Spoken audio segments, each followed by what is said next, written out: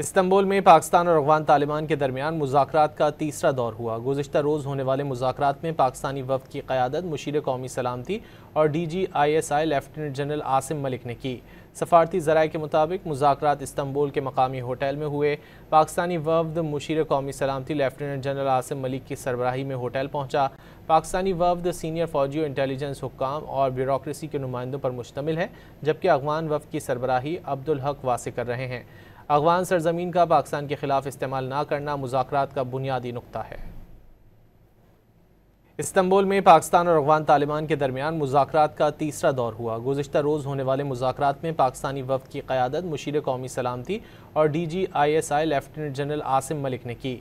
सफारती ज़राए के मुताबिक मुज़ाकरात इस्तांबुल के मकामी होटल में हुए। पाकिस्तानी वफ़द मुशीर कौमी सलामती लेफ्टिनेंट जनरल आसिम मलिक की सरबराही में होटल पहुँचा। पाकिस्तानी वफ़द सीनियर फ़ौजी, इंटेलिजेंस हुक्काम और ब्यूरोक्रेसी के नुमाइंदों पर मुश्तमिल है, जबकि अफगान वफ़द की सरबराही अब्दुल हक वासे कर रहे हैं। अफगान सरजमीन का पाकिस्तान के खिलाफ इस्तेमाल न करना मुज़ाकरात का बुनियादी नुक्ता है।